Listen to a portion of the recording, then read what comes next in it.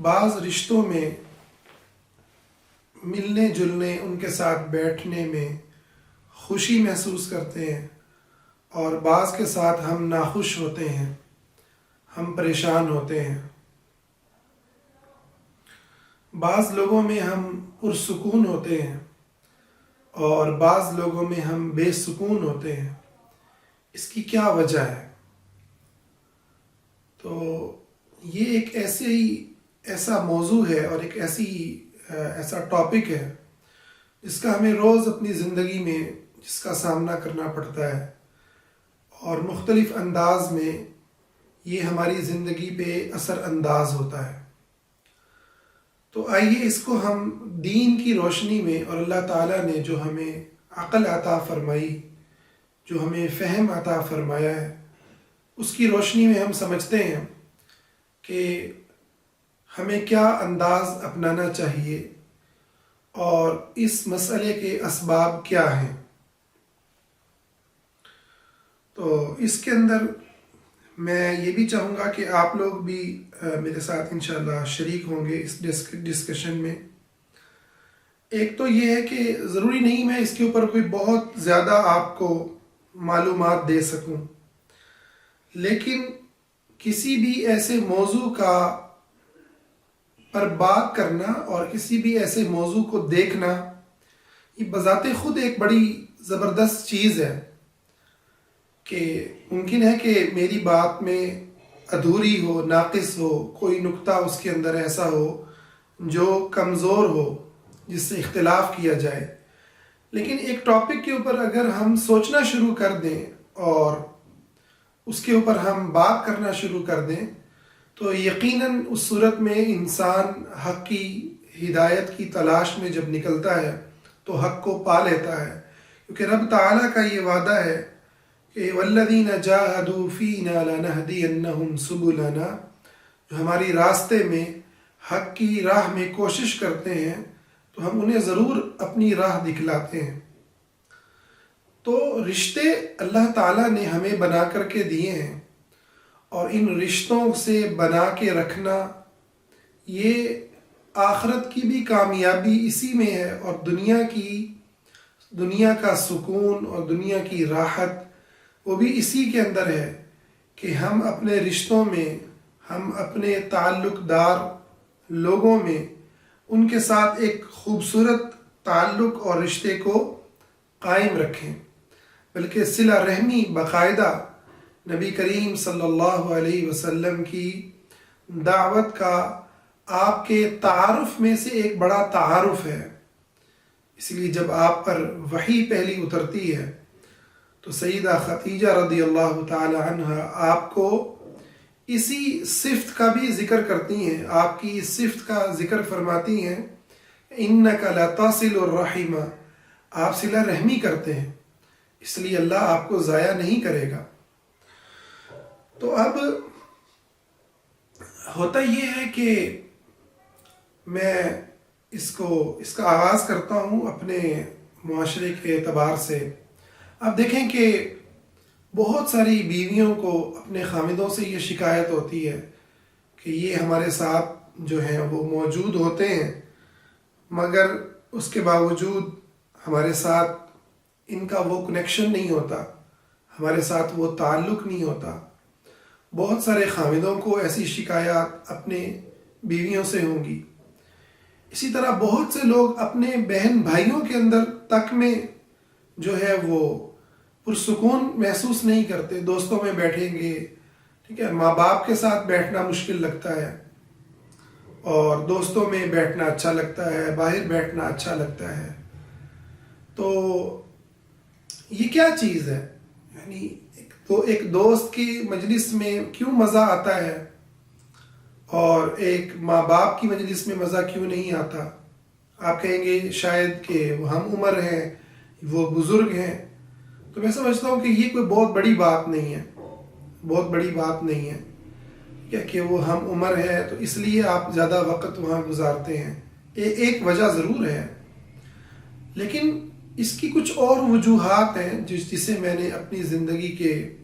مختلف تجربات سے سمجھا ہے، اور ہمارے کلچر کے اندر جو مسائل ہیں ان پہ غور کرتے ہوئے ان کو دیکھا ہے، وہ آپ کے سامنے میں رکھتا ہوں۔ ایک بڑی وجہ یہ ہے کہ ہم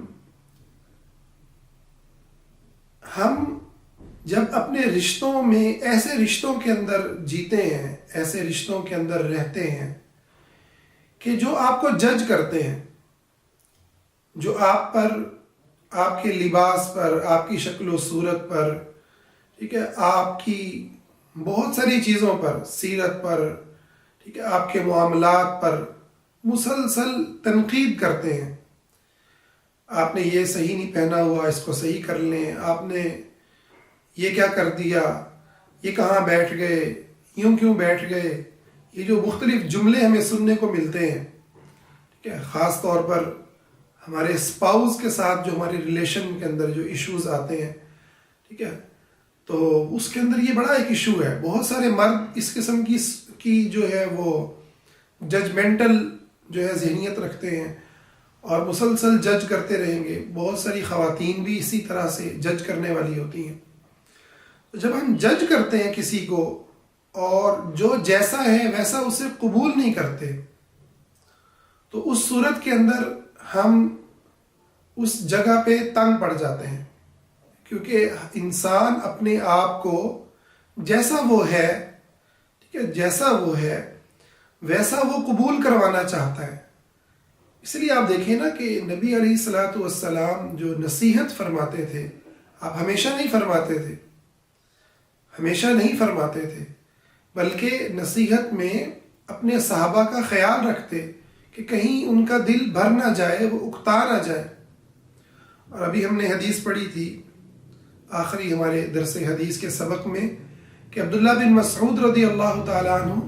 ہفتے میں صرف ایک دن، جمعرات کے دن واعظ و نصیحت کرتے، اور جب انہیں کہا گیا کہ آپ روز کریں تو آپ نے فرمایا نہیں، کہ میں اس بات سے ڈرتا ہوں کہ تم اکتا جاؤ گے، اکتاہٹ کا شکار ہو جاؤ گے۔ تو ہمارے ہاں سمجھا جاتا ہے کہ یہ باتیں شاید بچوں کے لیے بھی نہیں ہم مانتے، ٹھیک ہے نا، وہ زبان سے کہہ دیتے ہیں۔ ہم سمجھتے ہیں کہ جی جو جتنا سمجھدار ہوتا ہے اس کو اتنا زیادہ جو ہے وہ سننے والا، تنقید کو برداشت کرنے والا ہونا چاہیے، اس کے اوپر اتنا زیادہ ہم کمنٹس پاس کریں تو وہ اس کو سمجھے کہ یہ تو ہماری خیر و فلاح کی بات کی جا رہی ہے۔ لیکن ہم دیکھتے ہیں کہ سیرت ہمیں یہ والا سبق نہیں دیتی کہ صحابہ جیسی جماعت اور تقوی کے پہاڑ، وہ بھی اگر نصیحت سے اکتا جاتے ہیں، اور ان کے لیے بھی ضرورت ہے کہ ہفتے میں ایک دن ہی نصیحت کی جائے، تو پھر آپ کا اسپاؤز، پھر آپ کے بہن، آپ کا بھائی، آپ کا بچہ، یا آپ کا دوست، یا آپ کے ملنے والے لوگ، کیا ان کا حق نہیں ہے کہ آپ انہیں ہر وقت ان کو درست کرنے کی بجائے وہ جیسے ہیں ویسے انہیں قبول کریں؟ یہ بہت بڑی وجہ ہے۔ والدین کے ساتھ بچوں کے نہ بیٹھنے کی وجہ یہ ہے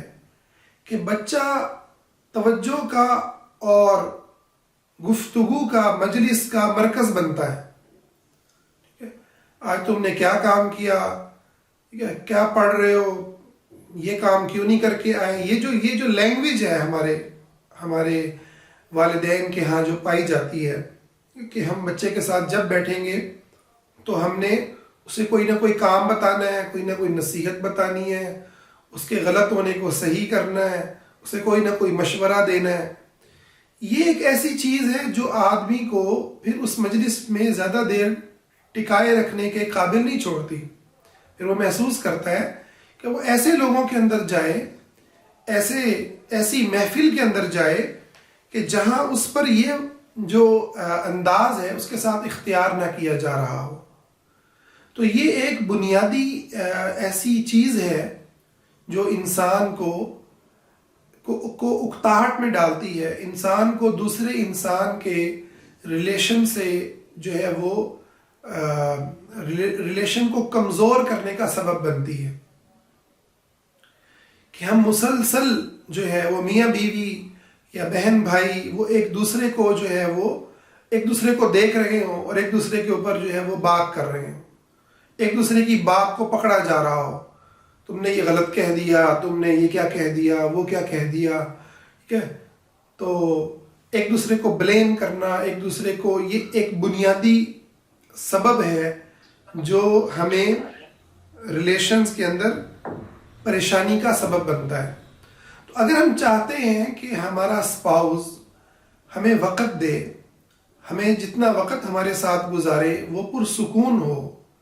کہ وہ خوشی کے اندر اور راحت اور اطمینان کے اندر ہو، تو ہم بجائے اس کے ساتھ شکووں کے، بجائے اس پر تنقید کے،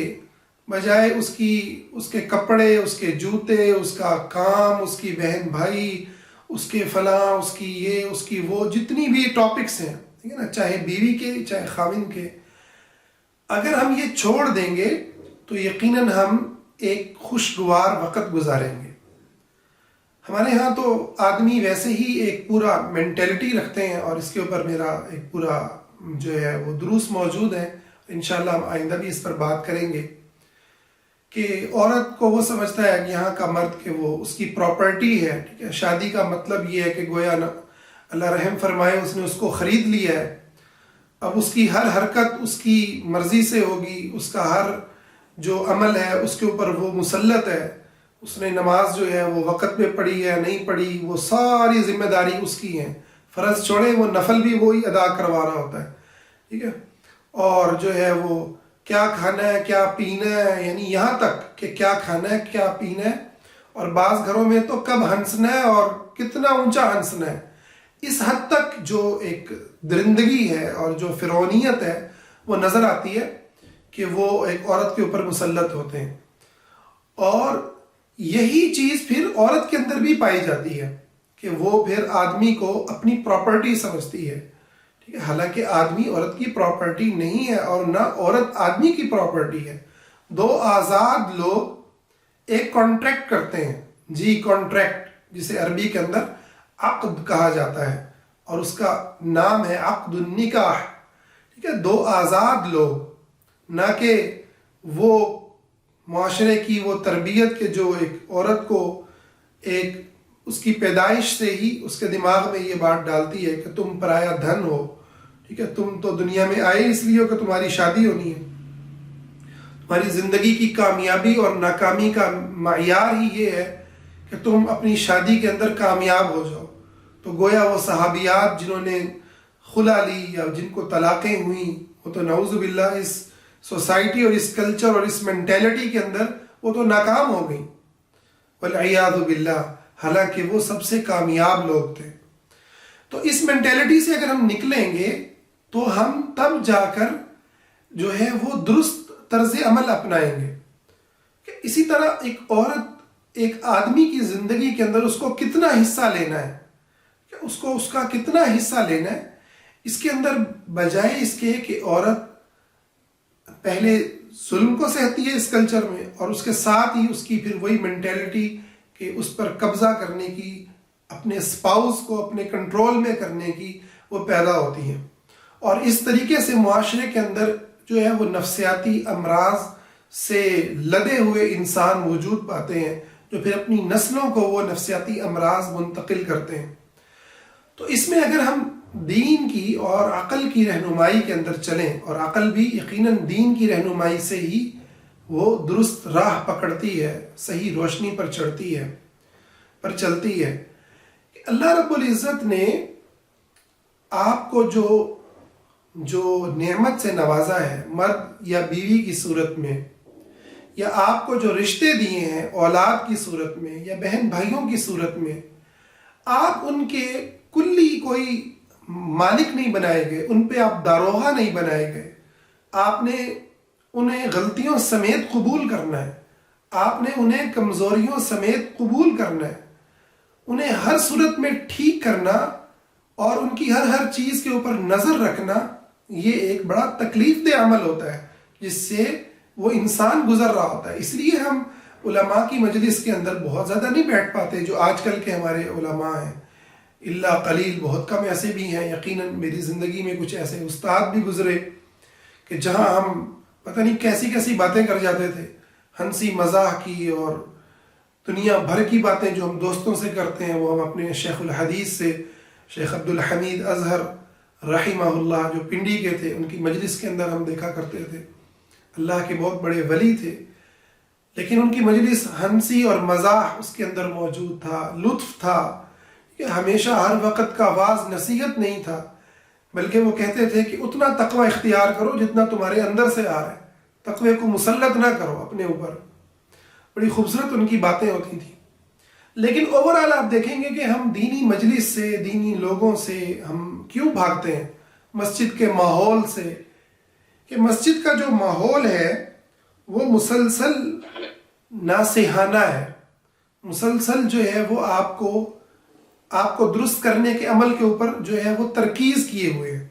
تو یہ چیز ہمیں قبول نہیں ہوتی، اور انسان چاہتا ہے اس کو جیسا وہ ہے ویسا وہ قبول کیا جائے۔ تو یہ ایک بڑی بنیادی وجہ ہے جس کی وجہ سے جو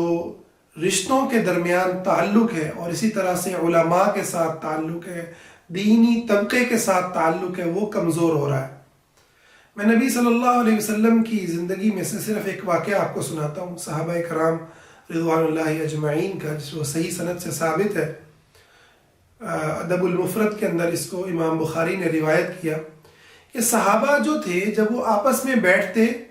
تو آپس میں تربوز کے چھلکے ہنسی مزاح کے اندر ایک دوسرے کے اوپر پھینکتے، ایسی ان کی مجلس ہوتی تھی۔ اور بعض روایات میں آتا ہے وہ جو ہے ہنستے تھے، زمانہ جاہلیت کی باتیں کر کے ہنسا کرتے تھے۔ مسجد نبوی میں صحیح بخاری مسلم کی روایات، سیاہ ستہ کی روایات ہیں بخاری کہ مسجد نبوی کے اندر حبشی جو ہے وہ آ کے کھیلتے تھے، اور ان کا کھیل اماں عائشہ دیکھا کرتی تھیں، اور نبی علیہ الصلوۃ والسلام کے کندھے پہ سر رکھ کے دیکھتی۔ تو یہ جو تصور ہے بڑے ہونے کا ہمارے کلچر میں، کہ یہ والد محترم ہے، یہ بڑے بھائی صاحب ہیں، یہ بڑی بہن ہے، اس تصور میں جو ایک ہر وقت ہمیں یہ جو ایک ادب، احترام اور نصیحت اور درست کرنے کا جو ایک عنصر نظر آتا ہے، یہ ایک بہت بڑا مسئلہ ہے۔ اسی طرح سے خاوند کا، ٹھیک ہے، اور بعض جگہوں پر بیویوں کا، ٹھیک ہے، اور بعض جگہوں پر وہ دونوں ایک دوسرے کو اسی انداز میں لے کے چل رہے ہوتے ہیں، وہ اس کو رگڑ رہا ہے، وہ اس کو ٹھیک کر رہا ہے، وہ اس کو ٹھیک کر رہی ہے۔ تو بغیر یہ دیکھے کہ یہ ٹھیک کرنے کے جو میں الفاظ بول رہا ہوں، بلکہ میں بڑا حیران ہوا، ہمارے ایک عزیز ہیں، تو جب غصے میں آتے ہیں نا اپنی بیوی کے اوپر، تو وہ یہ میسج کرتے ہیں عام طور پر اس طرح کی احادیث کہ نبی صلی اللہ علیہ وسلم نے فرمایا کہ جہنم میں اکثر گرنے والی عورتیں ہوں گی، ٹھیک ہے۔ تو یہ حدیث سنا کر وہ اپنا ڈپریشن نکال رہے ہوتے ہیں، اپنا غصہ نکال رہے ہوتے ہیں۔ بہت سے مرد یہ کام کرتے ہیں، بیویوں سے لڑائی ہوتی ہے تو وہ حدیث ان کو یاد آئے گی کہ حضور نے تو فرمایا کہ اگر میں کسی کو سجدہ کرنے کا حکم دیتا تو عورت کو حکم دیتا کہ مرد کو سجدہ کرے۔ اچھا بھئی، لڑائیاں تو نبی علیہ الصلوۃ والسلام اور ان کی زوجات محترمات میں بھی ہوئی ہیں، ناراضگیاں تو وہاں بھی ہوئی ہیں۔ حضور نے تو کبھی ایسے واقعات، ایسے مواقع پر ایسی حدیثیں نہیں سنا دی،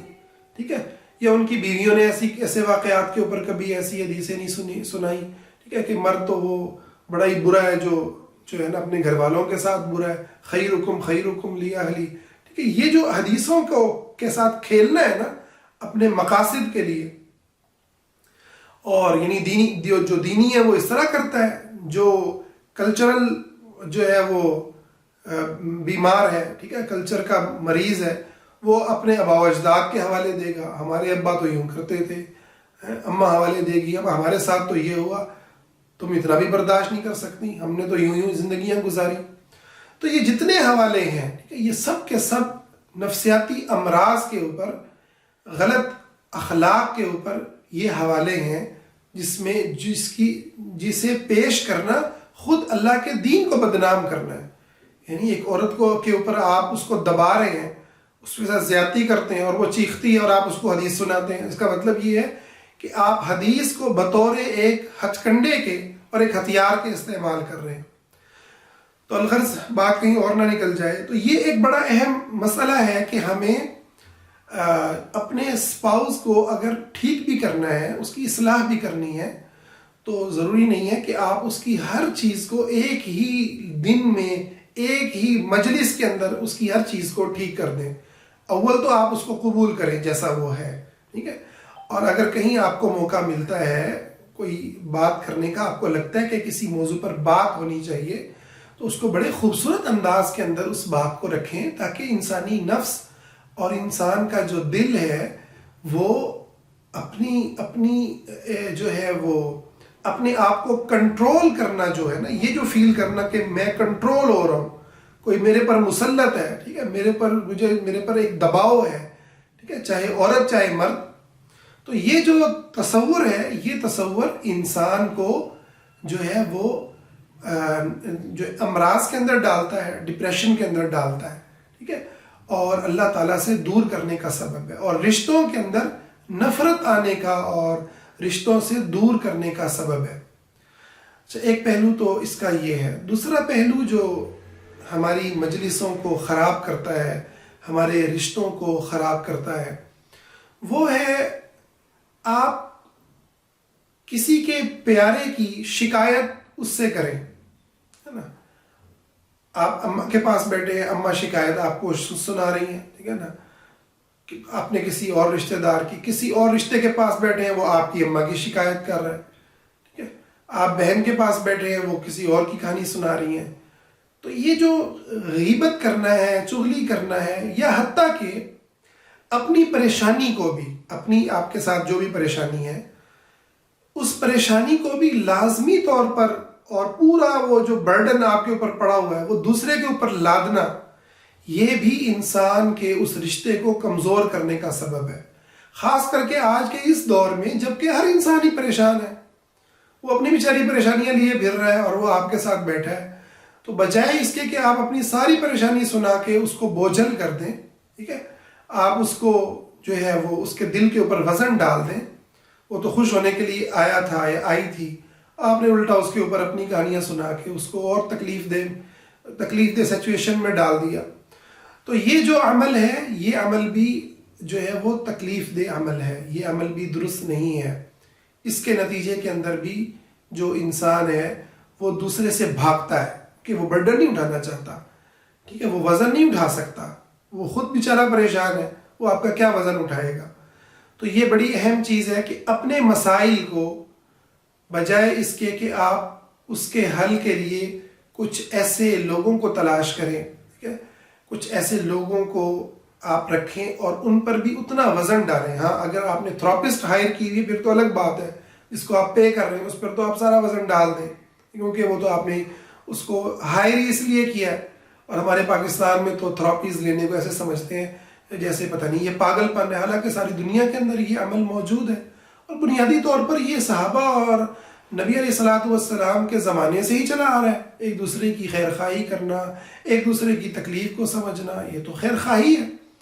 لیکن جیسے آج کے دور میں قرآن پڑھانے والے قاری حضرات وہ ایک الگ سے فیلڈ بن گئی، ان کو اب ہم تنخواہ دیتے ہیں، ٹھیک ہے، مسجد کے امام کو پیسے دیتے ہیں، ہر فیلڈ کے ماہر لوگ پیدا ہو گئے. اسی طریقے سے مشورہ دینے والے، آپ کی مدد کرنے والے، نفسیاتی اعتبار سے آپ کو مضبوط کرنے والے، یہ الگ سے ایک فیلڈ بن گئی. اور اس کی پوری ایک میڈیکل جو ہے وہ اس کی بنیادیں موجود ہیں، اس کی سائنسی جو ہے وہ اساس موجود ہے. تو پھر تو الگ بات ہے. لیکن اگر آپ رشتوں کے اندر آپ تھراپسٹ ہائر نہیں کرتے، آپ رشتوں کے اوپر ڈال رہے ہیں، تو یہ ضرور دیکھیں کہ کتنا کوئی بندہ جو ہے وہ آپ کا وزن اٹھا سکتا ہے. کہ کسی کے اوپر پورا اپنا بوجھ لاد دینا، یہ اس کو آپ سے دور کر دے گا. اس کا دل نہیں کرے گا کہ وہ ایسے رشتے کے اندر بیٹھے جو اس کو اپنے پریشانیاں ہی سناتا رہے. ہائے میرا تو یہ ہو گیا، میرا تو وہ ہو گیا، میرا تو یہ ہو گیا. تو وہ بچہ کہے گا آخرکار کہ اماں ابا جی آپ کرتے رہے، میں تو باہر چلا ہوں، ٹھیک ہے، وہ اپنے دوستوں میں نکل جائے گا. تو اس چیز کو ضرور مد نظر رکھیں کہ تعلق کو قائم اگر رکھنا ہے اور اس کو خوبصورت بنانا ہے، تو ہم اتنا کسی کے اوپر برڈن ڈالیں جتنا وہ اٹھا سکتا ہے. کہ یہ ایک دوسرا اہم نقطہ ہے. تیسرا نقطہ یہ ہے جو میں بہت اہم سمجھتا ہوں اور اسی پر اپنی بات کو مکمل کروں گا. تیسرا نقطہ ہے کسی کی توجہ لینا. بڑی عجیب بات لگے گی، کسی کی توجہ لینا، اٹینشن جو ہے نا وہ لینا. آپ دیکھیں آپ ان رشتوں کے اندر بڑے ریلیکس ہوں گے جو آپ کو فوکس نہیں کیے ہوئے، ٹھیک ہے، جو آپ کی ذات، آپ کی شکل و صورت، آپ اس مجلس کے اندر ایک نارمل ہے، ٹھیک ہے، اور آپ مزے سے، اگر آپ چپ ہیں تو چپ ہیں، اگر آپ ہنس رہے ہیں تو ہنس رہے ہیں، اگر آپ کے کپڑوں پر میل کچیل لگا ہے تو لگا ہے، ٹھیک ہے، تو آپ کی جس حالت کے اندر ہیں آپ قابل قبول ہیں، ہے نا، آپ کی توجہ نہیں لی جا رہی، جہاں بار بار آپ کو مخاطب کیا جاتا ہے، جہاں بار بار آپ سے بات کی جا رہی ہوتی ہے اس انداز میں کہ آپ پورا فوکس اس کے اوپر کریں، وہاں انسان تھک جاتا ہے۔ اس لیے میاں بیوی آپس کے اندر بہت لمبا نہیں بیٹھ پاتے، کیونکہ ہمارے یہاں پر میاں بیوی آپس میں جب بیٹھتے ہیں تو ان کے ٹاپکس اس قسم کے ڈسکشن ہوتے ہیں جو ایک دوسرے کی بڑی توجہ لیتے ہیں۔ اس لیے میں نے اکثر دیکھا ہے کہ میاں آئے گا گھر میں آ کے ٹی وی آن کر لے گا، ٹھیک ہے، وہ دائیں بائیں اور چیزیں کرے گا، ٹھیک ہے، یا اپنے دوستوں میں نکل جائے گا۔ تو اس کو سمجھنا چاہیے کہ توجہ لینا بھی ایک پورا جو ہے وہ ایک بوجھ ہوتا ہے، ٹھیک ہے، تو آپ لیں توجہ، یعنی جو آپ کا حق ہے اتنا آپ لیں، جتنی ضرورت ہے اتنا آپ لیں۔ جب آپ کو محسوس ہونے لگے کہ اب بوجھل ہو رہی ہے طبیعت، ٹھیک ہے، یہ جب آپ چیزیں سوچیں گے نا تو یہ خود بخود،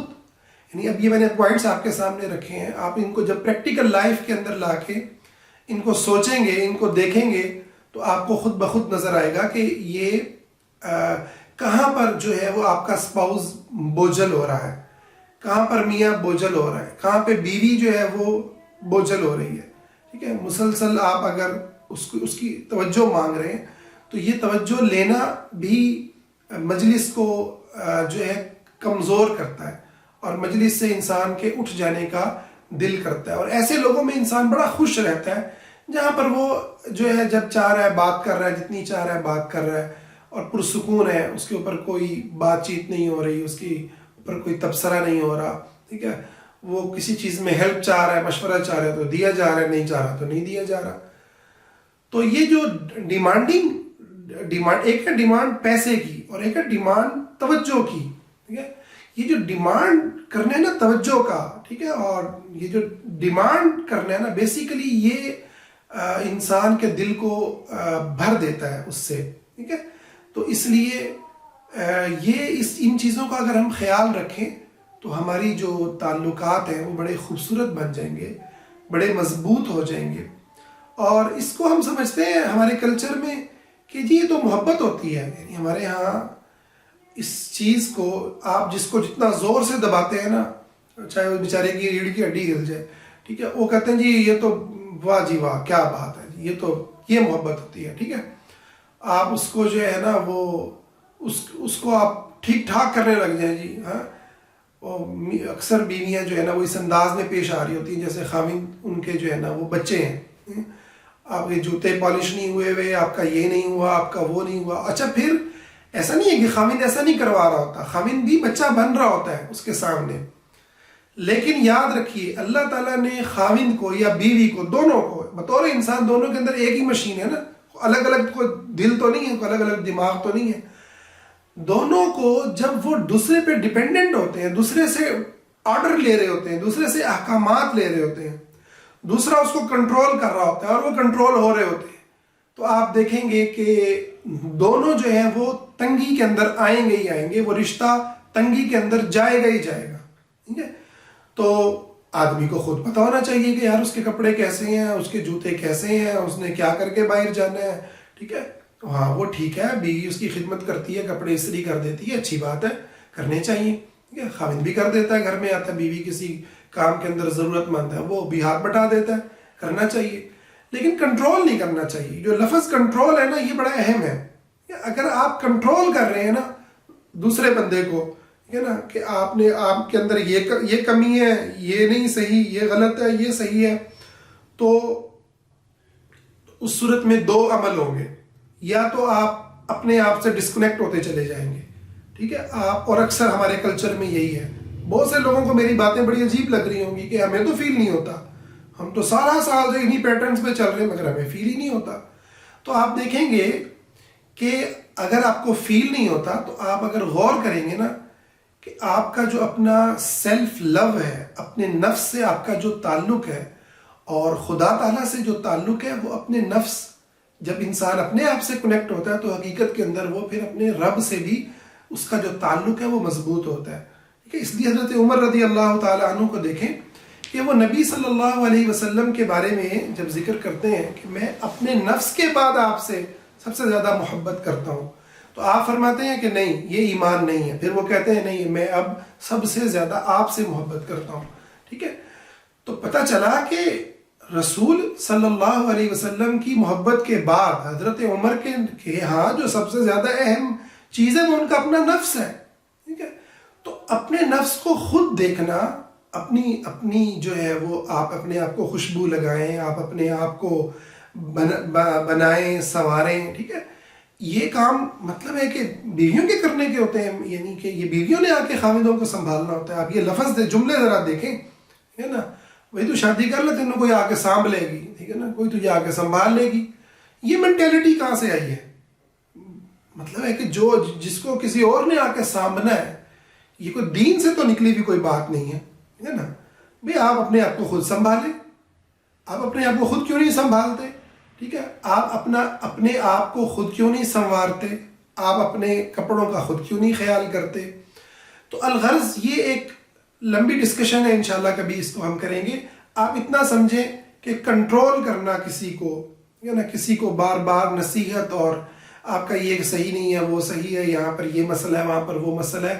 یہ ممکن ہے کہ اس کو وقتی طور پر بڑا اچھا کر کے آپ پریزنٹ کر دیں. آپ کی سوسائٹی میں تعریف بھی اور ہوتی ہے عورتوں کی،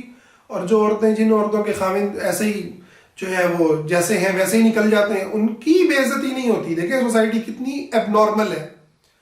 ٹھیک ہے، سوسائٹی کتنی ایب نارمل ہے کہ وہ عورت کو مطلب ہے کہ آدمی کے جو برے کپڑے ہیں یا برا منظر ہے اس کی ذمہ دار آدمی کو نہیں سمجھے گی، اس کا ذمہ دار عورت کو سمجھے گی کہ بھائی کیوں، وہ اس کی اماں ہے. ٹھیک ہے، اور اماں کا بھی یہ کام نہیں ہے، اماں کا بھی یہ کام نہیں ہے. وہ بھی جب بچہ چھوٹا ہوگا اپنے آپ کو سنبھالنے کے قابل نہیں ہے، اماں تو تب سنبھالتی ہے. تو یہ مینٹیلٹی جو ہے بڑی بیمار اور بڑی جو ہے وہ بڑی گری ہوئی مینٹیلٹی ہے جو ہمارے کلچر میں پائی جاتی ہے. وہی آپ اپنے آپ کو خود سنبھالیں، ٹھیک ہے، اور عورت اپنے آپ کو خود سنبھالے. کنٹرول ہونے اور کرنے کی بجائے اپنی زندگیوں کو ایک مقصد کے لیے جئیں. اچھا، اب ہوتا کیا ہے،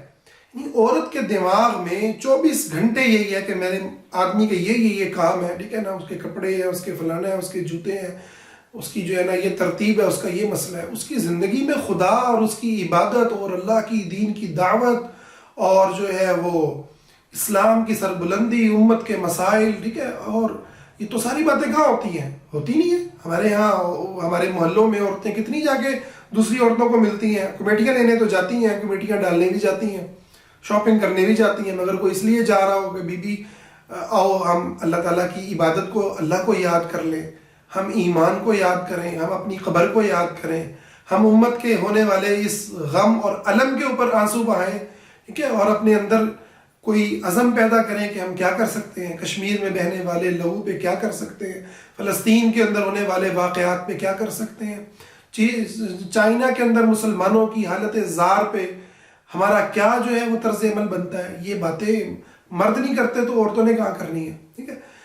تو میں کہنا یہ چاہتا ہوں کہ یہ جو ہمارا جو بونا پن ہے نا، بونا پن، وہ بیسیکلی اسی سائیکالوجی سے آ رہا ہے، اور یہ چیز آپ کو تباہ کر دیتی ہے. آپ کی زندگی کا مقصد ختم ہو جاتا ہے. پھر آپ اگر آدمی ہے کنٹرول ہونے والا تو وہ بیوی کے گرد گھومتا ہے ایسے. ٹھیک ہے، اور آہستہ آہستہ پھر وہ گیمیں چلتی ہیں جس میں اماں ابا بھی آؤٹ ہو جاتے ہیں. ٹھیک ہے، اور بہن بھائیوں سے رشتہ بھی جو ہے وہ عورت طے کر رہی ہوتی ہے، اتنا وقت بیٹھنا ہے، اتنا وقت نہیں بیٹھنا. ٹھیک ہے، یعنی عورت فیصلے کرتی ہے نا. اور خاص کر کے جب بچے ہو جاتے ہیں پھر ہماری سوسائٹی میں آپ کو عورت کا ایک عجیب ہی رخ نظر آئے گا. تو ظلم عورت بھی کر رہی ہے اور مرد بھی کر رہا ہے. ٹھیک ہے، کیونکہ نفسیات کرپٹ ہے یہاں پر. ٹھیک ہے، تو وہ اگر ہم اس چیز سے نکل آئیں اور مرد و عورت دونوں سمجھیں گے یار ہم آزاد لوگ ہیں جو اللہ تعالیٰ کی بندگی کے لیے اس دنیا کے اندر آئے ہیں. نہ عورت اس لیے پیدا کی گئی ہے کہ اس نے شادی کرنی ہے، شادی فی نفسی ہی کرنا کوئی فرض کام نہیں ہے. کر لی تو کر لی، نہ کی تو کوئی شریعت، کوئی کبھی شریعت نے نہیں کہا یہ فرض ہے. الا یہ کہ انسان کو گناہ کا یقین ہو کہ میں گناہوں میں واقع ہو جاؤں گا. پھر علماء کہتے ہیں اس کے حق میں واجب ہے. کہاں یہ بات اور کہاں یہ بات کہ عورت بنی اس لیے کہ اس کی شادی ہونی ہے اور اس نے جو ہے نا وہ اگلی زندگی بچے پیدا کرنے ہیں اور زندگی گزارنی ہے. ٹھیک ہے، یہ دو الگ الگ جہاں ہیں. ٹھیک ہے، اللہ کی عبادت اصل مقصد ہے. اب شادی اللہ کی عبادت کے اندر آ رہی ہے تو کرنی ہے. شادی کو باقی رکھنا اللہ کی عبادت کا تقاضا ہے تو رکھنا ہے، اور اگر نہیں باقی رکھنا تقاضا تو وہ توڑ دینا بھی عبادت ہے. سیدنا حسین رضی اللہ تعالیٰ عنہ کی بیٹی ہیں سکینہ علیہ السلام رضی اللہ عنہ،